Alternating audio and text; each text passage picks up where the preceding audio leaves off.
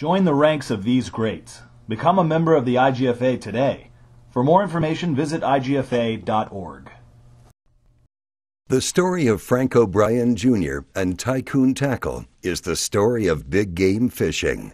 In the early 1930s, Frank heard tales of giant tuna in the Bahamas, tackle busters that were destroying fishing rods. He was one of the premier anglers of the day, and the stories confirmed what he already knew. Rods were the weak link in the tackle chain. In 1934, O'Brien opened Tycoon Tackle in Miami, determined to produce the best rods possible.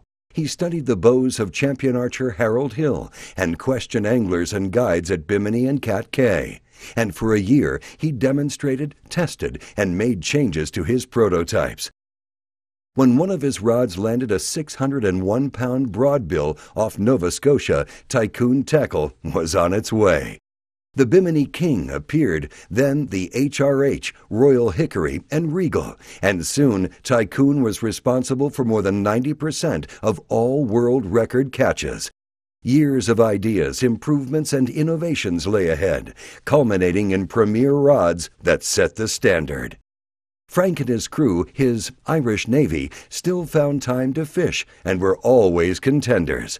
In 1939, Frank competed in the first Cat Cay tuna tournament. In the 1940 contest, he placed second. When war broke out in Europe, Frank knew that for the next few years, the world would be concerned with more serious matters than chasing fish. In 1940, Tycoon accepted its first Navy contract, and in June 1942, when tackle manufacturing was suspended by the government, O'Brien already was in larger quarters, running 3 shifts a day, 7 days a week, with 700 employees. Recognized as one of the best production plants in the country, Tycoon received 5 Army-Navy E commendations. At war's end, the factory returned to tackle making.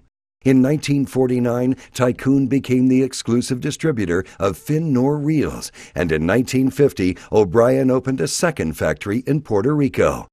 Frank quickly realized the area's potential and zealously promoted it as a fishing destination, and because of his efforts, a top-notch charter fleet began taking shape in San Juan within a year. Frank was an early proponent of catch and release, sponsoring trophies and awarding tackle to those doing so as early as 1940. He was a record holder at the Miami Rod and Reel Club and helped found Anglers Incorporated, the group that gave rise to the Metropolitan Miami Fishing Tournament. In 1950, University of Miami scientists consulted O'Brien when they began to research western North Atlantic bluefin tuna, and that early study, which involved tuna tagging, was one of the first game fish tag and release efforts. Frank was the designer, developer, and manufacturer of the finest tackle in the world, as well as a remarkable ambassador, promoter, and visionary who devoted his life to improving the sport.